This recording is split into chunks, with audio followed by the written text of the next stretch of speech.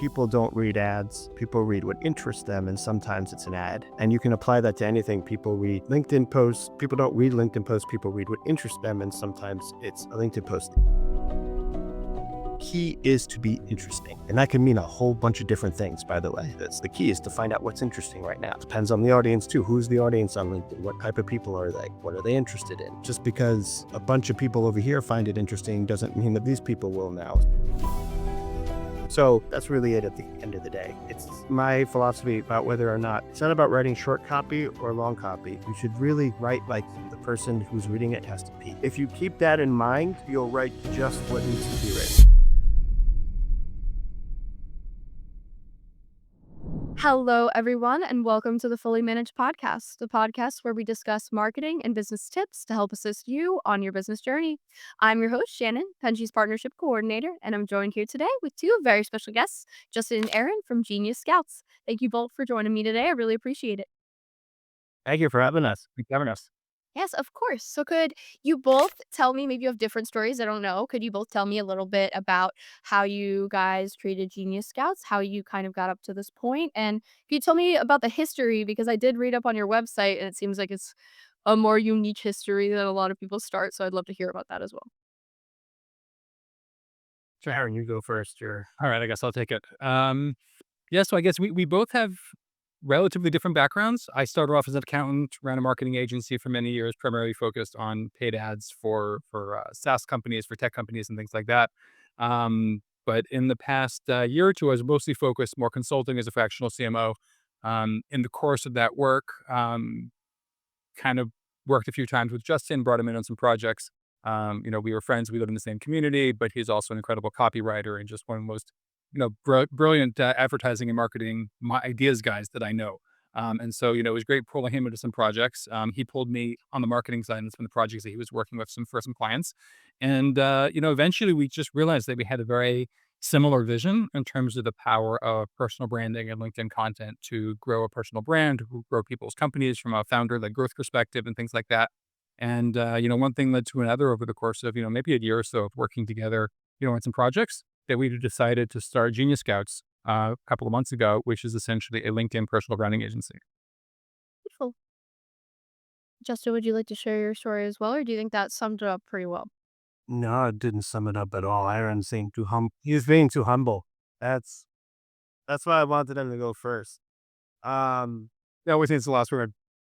well, just to clarify that Aaron is a little bit more of a genius than he's letting that off to be. Um, I yeah, so I have a career in well, I guess originally insurance, but then uh, marketing, advertising, started in the ad world, got the tail end, sort of the Mad Men era when I started working in advertising. We didn't have Facebook ads.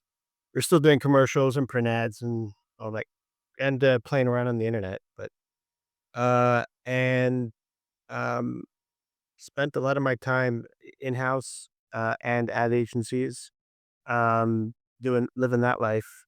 And when COVID hit in 2020, I was working for an ad agency, and both I was creative director, and both my clients, um, you know, stopped their spending. Right, so I was one of the people that was let go, and my wife simply just said, "You're not going back. You're either starting your own agency or you're finding something else to do." And I had no idea what else I would actually do. So I started my own agency, and very quietly, just kind of posting on LinkedIn. Um, I got to a point where I did, you know, hit six figures on it. And but by within 3 years, nothing extraordinary. It's not like clickbait headline ish type stuff, uh, sort of got burnt out from it, by then. In the meantime, I'd always been going back and forth talking with Aaron, and, at some point towards when I was beginning to get burnt out, Aaron told me, your LinkedIn stuff is really good, and a lot of people hire you because of the LinkedIn. Maybe you should just sell that as a service." And I was like, "What are you talking about? That is so beneath me. That is, I'm an ad copywriter. I come up with ideas. I blah blah blah. And you know, at some point, I remember reading an article. This is, how money talks, right? It said, "Oh, LinkedIn ghostwriters are on demand. They charge $750 an hour." And I was like doing the math. I'm like, "Oh, let's see." You know, I had gotten requests to do this for a while, but I always said no. So just at the bottom, I didn't change anything about my content. I still wrote about advertising. At the bottom of my content, I would just write, "You like my posts? I'm offering this ghostwriting service, you know, saying the price." And then like one client, two clients, four clients, five clients, 10 clients. And I was working, with Aaron. I was just telling him about this. And I'm like, I think there's a real business here because it became more than just ghostwriting too. It was like managing the personal brand, creating the personal brand, dealing with like some crisis issues, either kind of being a pseudo publicist or working with the publicist, or it became a lot more. Um, and so I was like, Aaron, I think this is what we both want to do. And this is your fault. You told me to do this. So I now need your, help in so I don't burn out again in turning this into a business, which is, by the way, really predicated on helping people. Like a lot of the people that come to us are like they need help, and it's more than just writing the content, but it's also kind of like help finding out who I don't want to say finding out who they are, finding themselves or whatever, but just solidifying that and being what I like to call a lot of people say like they try to get things to control the chaos, but it's really to be okay in the chaos, right? And yeah, that's pretty much the story. That's Well, beautiful. this whole thing is Aaron's fault. It's all Aaron's fault. I mean, like, fault can be a good thing too, I guess, everything seemed to be working out.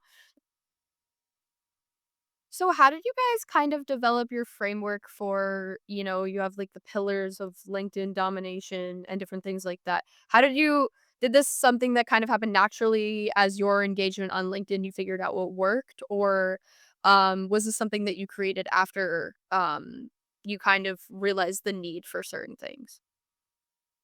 Yeah, so I guess the 3 pillars that I usually talk about are something that I discovered when I was running my agency and just kind of what was working for me at the time. And essentially what those 3 pillars are, it's creating good thought leader content, to post on LinkedIn at the base level, and then making sure that it's seen by the people who need to see it. So one level of that is, using automation to connect with the right people that are important to you, be it colleagues, be it potential customers in terms of your ideal client persona and things like that, be it other influencers that you just want to have a relationship with. And then the third pillar of that is also running LinkedIn thought leader ads. So basically putting a little bit of an ad budget to boost your most popular, impactful, influential posts that you write to make sure, again, those are seen by the right people, whether they follow you or they don't follow you. And so that was something that I was doing when I was running my agency. And my experience, as an agency owner, and, there's certain successes I had and many failures that I had, but one thing I always saw was that when I was creating content, when I was sharing, my thought leadership and my playbooks and my expertise and story and all those things, suddenly I was getting a lot more leads. There were a lot more people reaching out to me. There were a lot more people wanting to work with me. But I don't naturally love writing, and with the consistency of writing the same way that Justin does. So I would, write a little bit. I'd post for a month or two. I'd get a whole bunch of clients, and then I'd get really busy with those clients because I wasn't delegating as much as I should have been at the time. And then I would stop posting, and then the leads would kind of dry up a little bit, and things would slow down again. And then, the pendulum would swing the other way, and I'd start, creating content again. And sure enough, more leads would start coming in. But I started realizing, there's pieces of that are dependent on me, which is the content creation and me pulling the ideas out of my head and creating those. But then that could be automated and scaled a little bit through, like I said, the automated outreach and boosting it with ads. And I've seen other people that I've spoken with that are doing the exact same thing successfully. Justin is an incredible copywriter and content creator. But he brings that piece, which I always think is really the basis, because without that, none of the rest of it succeeds. But then when we add the fuel, so to speak, of distribution, that's where magic can really happen. Yeah, I could think that you guys make an incredible team in that way. That's kind of awesome. It's great that you found each other. So you had mentioned the advertising aspect of things. I know that advertising on LinkedIn can get a little pricey. How do you kind of delegate what you're including in the advertisement to make sure that it's doing something valuable with that kind of price tag? So you're asking in terms of the paid ads spend part of it. Yes. Yeah, so most of what we're doing for our clients, I mean, I have some clients that I run broader, bigger campaigns for and such. But within Genius Scouts, mostly what we're doing is what's called thought leader ads, which essentially people think of as, boosting content, which can be done from a personal profile. So you could be boosting it from key members of your team or even from customers who might say something cool about you as like a testimonial. You could boost with their permission. You can boost those posts to the ideal audience that you want to be able to reach. Now, what's cool about it is you really don't have to spend a lot of money if you're just thinking about a really, sniper approach to hitting the right people. So, for example, we can be taking, if you've got a, you know, dream 200 list of the ideal, clients that you would want to be working with, we can create a matched audience where we just upload the domains of those 200 companies so that now we can target just those 200 companies. We can then refine that to just the job functions or job titles or seniorities that we want to be able to hit within that company. And now we're down to a pretty small audience of maybe, 1,000 people, let's say, that we're going after. Now, thinking that CPMs on LinkedIn might be running anywhere from typically 100, maybe as high as $200 for CPM, basically to reach 1,000 people. You can reach those 1,000 people for $100, $200, right? At least the ones that are signing into LinkedIn, which isn't terribly much if you're going after really, really important people at the specific dream companies you want to work with. You could be doing the same thing, hitting other influencers within your industry. You could be hitting journalists or people to write in trade magazines or hosting conventions related to your industry. So there's a lot of really cool things we could do with that with a relatively small budget. LinkedIn allows you to run ad campaigns, and a campaign is essentially one objective combined with one target audience for as little as $10 a day.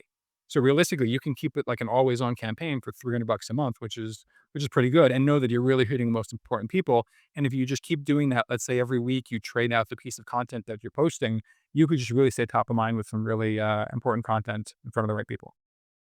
That's really incredible. I'm not super familiar with LinkedIn ads. I just remember overhearing my boss talk about the expense of them. I was just really curious about that.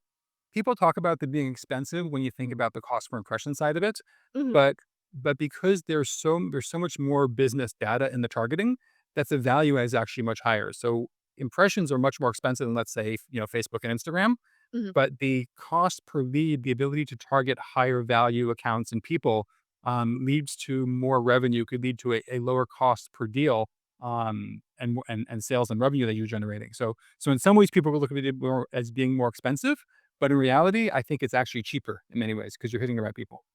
Yeah, okay. That makes a lot of sense. So it's kind of as long as you target it correctly, then it can be. As long as you target it correctly, as long as you've got good product market fit, as long as you've got a good offer and content in terms of the creatives that you're actually promoting to people. So Mhm. Interesting. Okay. That's actually that's I love learning on this podcast, and that was something that was really helpful because I really did not know that, and I am unfamiliar with um I guess the particulars of LinkedIn is something that is relatively new to me, as a professional, I suppose. I For the longest time, I just didn't wanna use it. Feels like this feels like social media for adults, and I hate that. a little while, then we can get back to that more fun again. Yeah, no, I've been an adult for a while. I just, was thinking about a social media for professionals, and I was like, "I don't know if that's my speed," but it is really important. It's actually been super helpful with promoting the podcast as well, for engagement. Principles and who we can reach. If someone's got a consumer product that, Facebook, Instagram, TikTok might be better platforms. But if you're trying to reach out to business professionals and that's how you define your target customer, then I think in most cases, LinkedIn is the best. Yeah, that's definitely the target customer. I remember the earlier stages of me in this job trying to come up with different kind of gimmicky ads for TikTok and Instagram because I'm on the younger side of things and those are what I think of immediately for engagement for a type of service. But those are not the people we're looking for. Like the professionals that we're trying to reach are not on TikTok. Probably that often. Yeah. Well, they might be, but they're much harder to target and find. So on a content side of things, maybe Justin, you would be able to answer this. What is your criteria for creating that type of, like, I guess, the post side of things. So, like, what, do you look at in a business when they come to you or a person looking for, something that's going to get a particular type of engagement or reach the right audience? Can you clarify the question? You're asking, what do I look for in a client? Or like, am I particular about the client? Or how do I just determine what content to write for the client? Yeah, sorry, Th- that's okay, determine the content to write for the audience. So sometimes I This in circles. no, no, it's fine because believe it or not, the two are actually kind of connected. The, Yeah, you can talk about both. we say no to clients too. There are people. Look, um, part of the personal branding thing is you have to be someone who can do it, like who has the personality to do it, and has either the style, the charisma, the thoughts, something unique about them, that's sort of already um, usable, so to speak. It's not to say that we couldn't take, you know, somebody who's just like a boring engineer and make them interesting. We could. It just takes a little bit more, training, and whatnot. And it's not to say that we couldn't also possibly, do something for them. But at the end of the day, I treat the ghostwriting aspect of this business very much like a traditional ghostwriter would for a book. Because if you look at a lot of the ghostwriters that are on LinkedIn, and if you actually go and you click their plans, what they basically do is, and they even advertise it, like you don't have to worry about anything, no approval process or whatever, and they just kind of take their formulas and templates and they look at your industry and they maybe talk to you once or twice a month or maybe not, and then they just pump stuff out. I found that if I speak to a person once a week, or every other week, depending, on the plan or whatever, and get their ideas, and help get their ideas, spar with them a little bit, maybe give them some things to think about, get their reactions to things, and then take that and turn it into content. The content performs always, without fail, 10 times better than it would if I'm just coming up with ideas for them. And sometimes I let my clients find that out on their own, and then they're like, "Oh, they can't wait."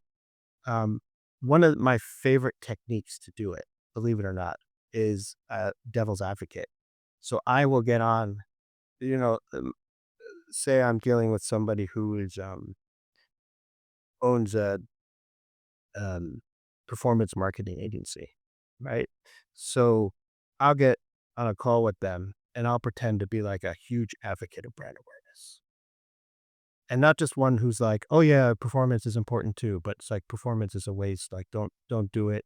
It's not it's cheating, there's fraud, there's this. I'll throw everything at them and get their reaction so much so that they get mad and they start yelling. I had a client get really mad at me when I talked about, like, the whole fraud issue, and, stuff like that. And, that fiery response is where the passion is. So you take that content, you take that, you turn it to content. And, and it's their opinions, their thoughts, it's their thinking. Um, we just don't know how to, you know, sometimes just didn't even know that that's what the people wanted to hear, and then they certainly don't know how to write it and put it out there. Um, and that's my general approach. I am dealing. Genius Scouts is dealing with a different caliber of people on LinkedIn. It's the people who they're either already leaders or they're real potential leaders of of of their business in their industry. Sometimes, even outside the industry, and we're introducing them to the business world, academics. We have one academic and artists and whatnot. and um, who really crave a unique voice. They don't want to be just putting out content that's the sky is blue. If you're hungry, eat type of stuff. They care about their voice. They care about their impressions. They have a long term vision, not just a short term vision. Um, and so we're catering we're catering to that crowd, and we're creating unique, thought provoking content for them, which is challenging because it's a hit or miss, on this platform. But when we nail it, it works really well. And I would say that Justin and his team are nailing it most of the time. But most of the clients that we're working with are pretty happy with the output and the amount of increased reach they're getting. Because as Justin said, the type of people we want to work with are already thought leaders. It's not just someone who decided like I have no experience, but I want to like win this LinkedIn thing. It's people who have already accomplished a lot. They've run businesses. They're maybe speaking on stage at events, and they just don't know how to play a LinkedIn game, or they don't think they have time, or they don't think they have the writing skills. But we know they have the ideas, and Justin's ability to challenge them and pull those ideas and help them clarify their thoughts, and then to translate that into great copy is really where the wins are. And most of the clients are winning, and just incredible things are happening on their behalf. And a lot of times those things can't be measured, which is like the really fun thing about LinkedIn content is, it's not like a performance ad campaign where it's like, oh, we did this and we could track, through UTM tracking or something and such happened. There's all these almost intangible results that are happening and things that our clients are reporting back. And it's too bad sometimes we can't talk about them directly because we never want to reveal who our clients are because of their the fact they're working with a ghost writer. They don't want that to be known. But people are being invited to speak on stage. People are going to events and being recognized and having people come and say how much they love their content. People are invited onto podcasts. I mean, you invited us onto this podcast, I believe, as a result of the content that we're putting on LinkedIn. And they think are happening for clients as well. And just relationships and qualified sales leads and revenue being generated. And then, again, not all of that is a direct linear path where we can connect the dots from the content, but we hear the stories that's going on and it's exciting. And I think it invigorates us to keep doing what we're doing. Yeah. I just want to add one thing to that. I think it's a very important thing that he said is that we create content. One of the other strategies is um, where a lot of people create content for the audience, and this we don't do this for every client, but when they have a specific goal, if it's thought leadership, say per se, just thought leadership, we also aim to we. My philosophy actually is I create content for the press, um, because if I can get the attention of Adweek, uh, Ad Age, Creative Review, the reporters there, they're only interested in stuff that their readers are going to read anyway. So I use them almost as a filter. And so a lot of times when I'm writing these posts, I'm thinking about them. I know the different reporters, what they're into, what they like to cover, and whatnot. And by doing that, we get our, just from the LinkedIn posts, we get our clients' coverage like all the time. And sometimes with three of our clients, we work very heavily with their PR team actually too. We, we work together and um, in order to get stories and make stories and hi- highlight things and whatnot. So That makes a lot of sense. It's actually really nice that you're able to cater to that side of things because I think that maybe someone that did something similar to you wouldn't consider that as much. I also, well, I have two things about what you guys both said. First thing is, I was actually going to ask you if there was a particular type of person that you would that would be like an ideal client, and maybe if there was someone that wouldn't be, which is interesting because you actually did answer that question for me, so thank you. Um, and then what I really thought was interesting was you talking about Justin, devil's advocate specifically for posts. I definitely resonate with that because I know one of my bosses big thing for when he posts YouTube things, which may be like slightly different but a similar vice of a lot of videos that he makes that focus on, they might not actually focus on the negative, but having like the description kind of focus on a negative is something that gets people more interested in it or have more of an opinion on it, which I think sometimes gets it engagement. And I don't mean that playing devil's advocate can always be negative. It might just be an opinion that's different than the majority, but I do think that that is something that can get people amped up, which is important with engagement. I'm much more likely to engage with something that I don't agree with rather than something that I agree with. If I agree with it, I might just click a like or, a support or something like that, and that's fine. But, I'm not really someone to fight with people on the internet though, so maybe not. But I would in my head. I would get very angry in my head. Yeah. I mean, to be clear, I play devil's advocate with my clients in order to get them passionate and get their answers and their opinions out of them. However, I do recommend to people who are just starting out on LinkedIn and trying to figure out what content to write to, make a list of fundamental assumptions that their industry make, things that, people say all the time. And my favorite examples in copywriting, people say, oh, people have short attention spans. Okay. So basically, you just take that and flip it and say, no, they don't.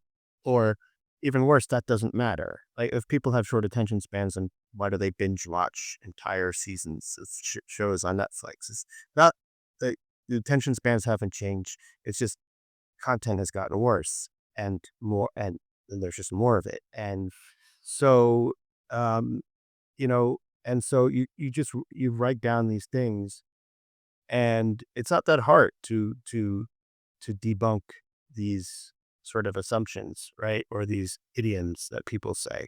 So that definitely is a strategy, and it's a good strategy. As long as you agree. I mean, as long as you agree with it, or you don't care if you agree with it or not, and you're just experimenting with putting stuff out there. That believe it or not, I think that's fine too. To find yourself by posting is also a completely legitimate strategy.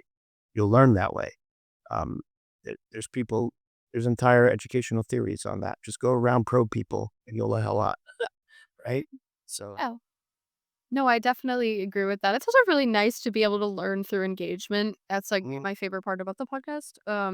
Is I even think I exactly to your point is I was talking to someone from Wistia, if you're familiar with them, about video content, short form content specifically. And my impression or my opinion, I guess, was that short form content is more popular now because of uh Gen Alpha, and how, maybe their attention spans are shorter. But I was thinking about that and I'm like, I am Gen Z and I am relatively close to Gen Alpha. And I was thinking my attention span is not shorter just because I watch short form content. I actually watch a lot of long form content too. I think it's the attention grabbing of short form content that is what changes things. And I actually was talking to his name is Sam about this, and he changed my mind completely about that people just have shorter attention spans. I think to have long form content, you just need to continuously grab someone's attention because I think that we're so used to the short form content and that they're able to maintain our attention for a short period of time because of whatever that content is, and they just have to translate that to long form content, if that makes sense. Yeah, but short-term comments could be content is gonna be easier because you only have to maintain someone's attention for a very short period of time. Exactly. Long-form content will usually be deeper in terms of what the information you're trying to portray, which should stimulate intelligent people, and ultimately, there's a time and a place, and there's a right, format for depending on the type of content that you're trying to communicate to somebody. And Exactly. it's important to remember here that the medium is the medium is the message. So what that means is that the medium is the thing that dictates this. It's not human nature. So when you're scrolling like this, right, and you come across a video and the video starts with an outside shot of a house, you're going to keep scrolling. When you're watching a TV show and a commercial comes on with a shot of the outside of the house, you're in a different mode of of consuming content, and so you're gonna move away, and then it goes into the commercial, right? And it's funny and whatever, right? That's great. So certain pieces of content work better on certain mediums, and certainly on social media, anything with a feed, an endless feed like that, attention grabbing short term things are going to work better than than longer stuff. However, I recently posted an 80 slide carousel. Granted, each slide was maybe like two or three or four or five sentences, but it was still 80 slides. And I think that was the limit, 80. because I went to 100 and that post didn't do so well. Um, but I started with 40 and 60 and 80, and each time people were like, "I can't believe I just swiped through entire like, read this whole thing. I swiped through 80, 60, right?" So, at the same time, again, I think fundamentally, to quote my one of my ad heroes, Howard Gossage, people don't read ads. People read what interests them, and sometimes it's an ad. Uh, and you can apply that to anything. People read LinkedIn posts. People don't read LinkedIn posts. People read what interests them, and sometimes it's a LinkedIn post. The key is to be interesting, and that can mean a whole bunch of different things. By the way, I don't. That's the key is to find out what's interesting right now, and it depends on the audience too. Who's the audience on LinkedIn? What type of people are they? What are they interested in? What you, it just because a bunch of people over here find it interesting doesn't mean that these people will now. So, but that's really it at the end of the day. It's my philosophy about whether or not something should with copy should be long or it's not about writing short copy or long copy. You should really write like the person who's reading it has to pee. If you keep that in mind, it's funny, but if you keep that in mind, um, you'll write just what needs to be written so that they can eventually go to the bathroom. That's I think you got your episode title right there. I will listen. that's incredible. Auto room pace of people who need to pee. There you go. I also love a good analogy. I think analogies are used heavily in marketing so much because people love to compare marketing to something that's not marketing related because marketing as a general basis is boring to some people. I feel like but it's really nice to be able to my boss loves to relate marketing to dating constantly. Like this is like a very common Famous one. There's a lot of similarities and there's also a lot of so I actually did a post on that where I went and advice on I took advice, I get all this relationship stuff advice. There's the best marketing advice that you can steal from dating advice has to do with uh, advising men about getting women. Women getting men, if you think about it, it's doesn't work as well because it's not the same thing. And so um I found all these posts of advice from women. I forget her name. She's English and she gives advice. And so I took all of their stuff and I just changed the words. I changed the word woman to audience or consumer and man to brand and stuff like that. And I literally pretty much took it word for word and posted it on LinkedIn as advice. And the post did incredible. It did incredible. And then I did that for like 3 days. And then I wrote a post saying, "Hey, I just want you to guys know about this hack. Um, not that I recommend doing it because it is somewhat stealing, but uh, uh, uh, that you should do it. So there are fundamental truths. There are similarities. Obviously, you're trying to impress somebody, but there are also a lot of differences that should be kept in mind. But it's fun. No, that's awesome. And Sorry, I went off on a no, tangent. This so that's really fun. Again, I love the analogies in marketing and also the stealing part. I've read somewhere, I think it was for one of my art classes in college. I don't know, it was art history or something, but it was art is doing stealing tastefully because everyone gets inspiration from somewhere and no one is actually creating anything original at this point and that's okay. And just I think marketing is a As long as big we're borrowing ideas from different places and different people, but then we're combining different ideas from different places and combining it to make art than ours.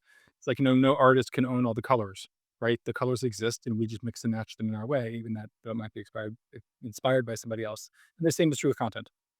the important thing is, I'm just going to say this because this is just my pet peeve right now. The important thing is whether or not you do the work.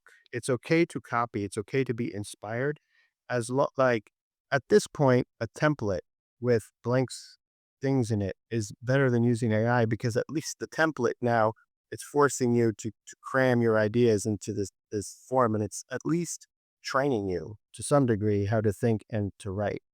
Um, but today, for example, somebody posted something on on AI, and they were like, how to come up with ideas, and they're like, go to Google, search your topic, write, you know, look at the thing that the people ask questions for, like how to on that topic, take them, put them into this chat GPT thing that I made, get a list of topics, take that topic, put it into another chat GPT thing designed for LinkedIn that I made, and voila, you get a LinkedIn post. And I looked at the LinkedIn post. Okay, you know what? Not bad. And it's, if you need money for your family or whatever, and you're just trying to make a quick buck or whatever, go ahead, do it. I honestly have no problem with it. Like, go ahead, do it. Do what you need to do, obviously, to make money to feed your family and whatnot. If, however, you're trying to build something bigger, if you have longer term goals, if you have higher aspirations, really don't do that. I mean, because you're not you're not helping yourself. You're not um, learning how to think, how to write. I mean, if you already know how to think and to write, then maybe doing that thing, whatever, right? But if you don't yet have those skills, there are other advantages to learning how to write, how to think, how to create content. Get the questions from Google and then try to answer them yourselves first before you go to ChatGPT. Like do a little bit of the work because as my post today actually talks about, I honestly believe that one of the new qualifications of good advertising in the coming years is going to be the perceived amount of effort put into it. It's never been an issue before because you've always had to put effort into creating content or an ad or whatever. And so the person's reading it could be like, that sucked, that sucked, that sucked. But now it's becoming so much clearer that like not only does this suck, but it's clear that you don't know me, don't care, don't like the minute I find out it's AI, there's like this thing that happens, right? And so I think that that's big. I think that that's going to become an issue. I think that you're even going to begin to see things like typos and mistakes in videos and whatever almost becoming a creative signature, so to speak, or I can imagine they're going to call it like raw marketing or something like that. Becoming a thing because it's like, look, I'm proving that I'm real. I'm proving that I'm really doing this for you, and I'm really putting it out there. I know Aaron has other thoughts on this. Well, I mean, I agree with much of what you say. We've debate this a lot here in the office, but I think one important point I think there when one's using AI to kind of create something with almost zero effort, I don't have as much philosophical, ethical disagreements to it as Justin does, as long as you're not stealing from other people, obviously.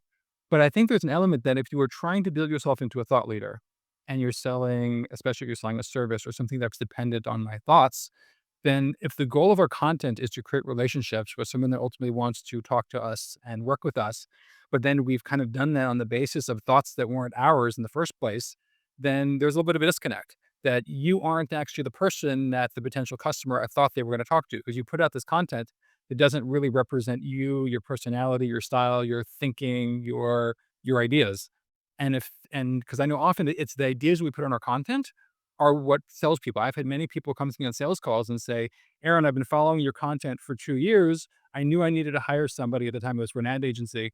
I knew I needed to hire an ad agency at a certain point in the future. And I knew whenever that time came, I wanted to work with you because I like the way you think about these problems. And that was because the content was my content that I created. Again, this was almost pre AI a couple of years ago.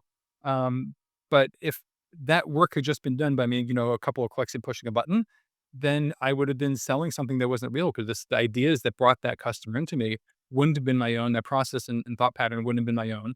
And I probably wouldn't have been able to help that client nearly as well.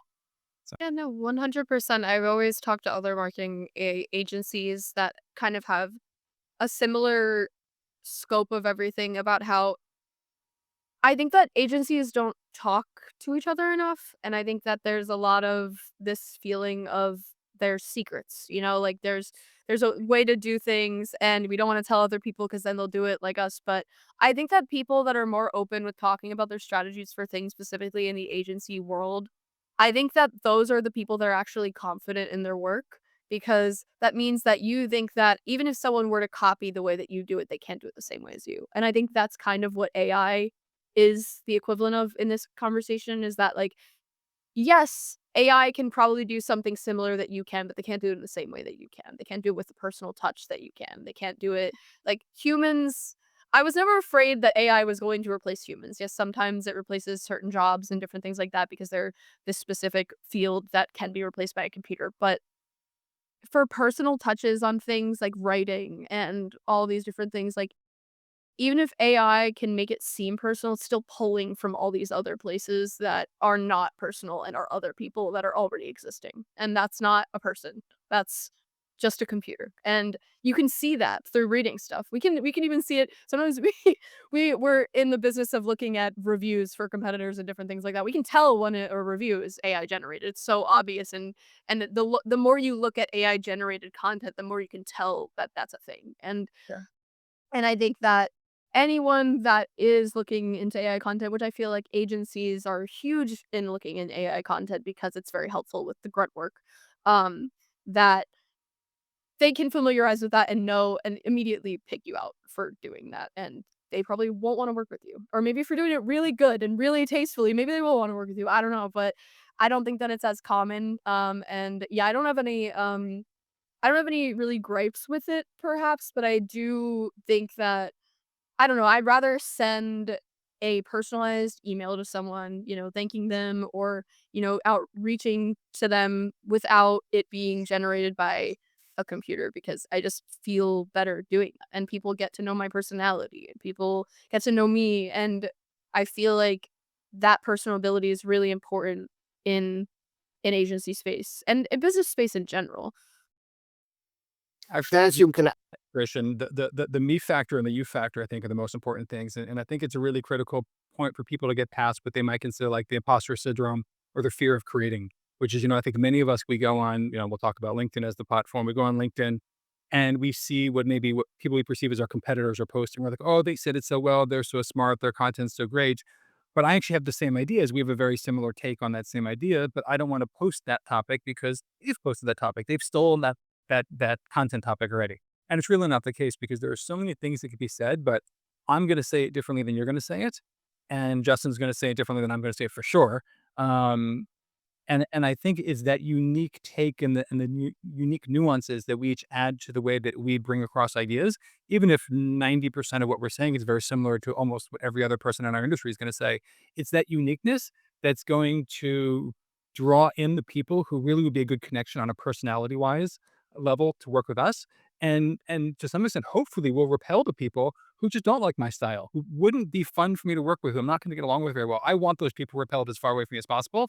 And I want my personal way of working to attract the people who are really cool and nice and creative and great to work with. Yeah, yeah, exactly. and this is another argument, by the way, for what I was saying before about the importance of doing the work and learning how to write and learning how to think, because the the the issue of using AI for yourself, I'm not talking about mimicking somebody else's writing or this or that, but for yourself is, um,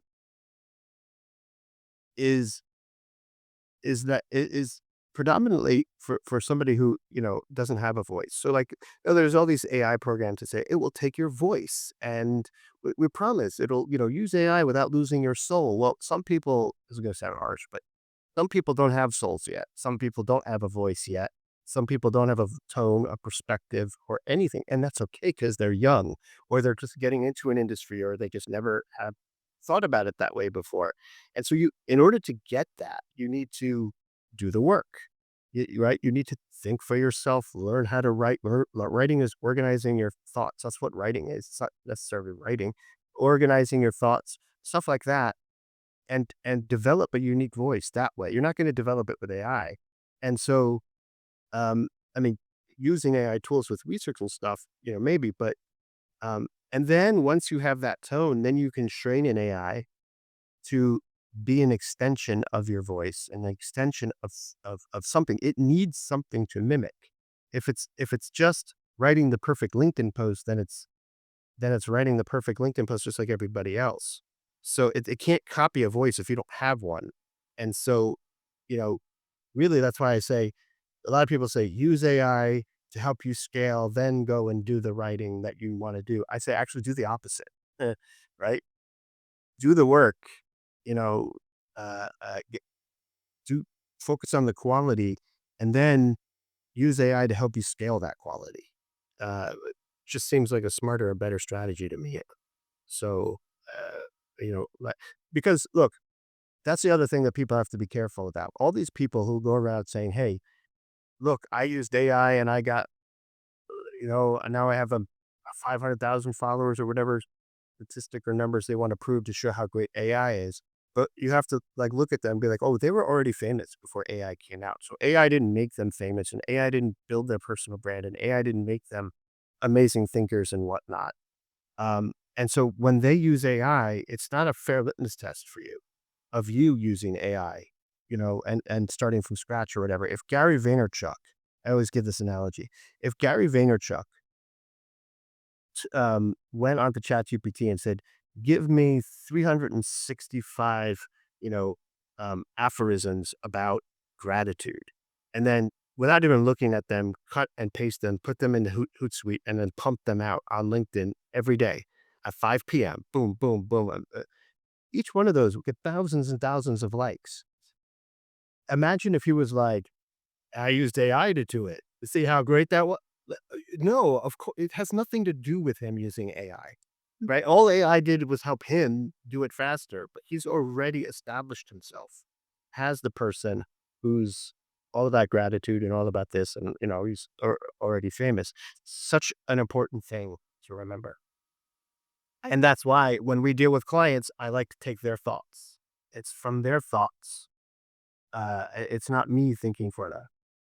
Yeah, no, I completely agree. I think AI is an incredibly useful tool, but you just have to use it in a way that is still personal and brings out your personality and is like still emphasizing who you are. Yeah. Well, this is all the time we have for today. I'm so sorry for cutting it short. We are so over time, but I couldn't cut it off because this was an incredible conversation. Typical. I take it as a good sign that I always make a podcast for over. No, this is incredible, and I keep the time aside so just in case, exactly. And this is an incredible conversation, so I couldn't cut it short. That would be awful. But thank you guys so much for coming on with me today. I really appreciate it. And again, I hope that I say this every podcast, but it's my favorite thing to learn on the podcast, and I definitely learned a lot during this episode. So I really appreciate it. Thank you. It was a lot of fun. No problem. Thank you. Yeah. Having us on. Thank you. Thank you so much. And thank you everyone for watching or listening. Please don't forget to like and subscribe to see more videos like this. Thank you. Yep, yep, yep. Wherever it is. I don't know where it's gonna be. That's a great idea. There. The editing team Clap. puts it in the perfect place every time. But thank you everyone, and thank you so much.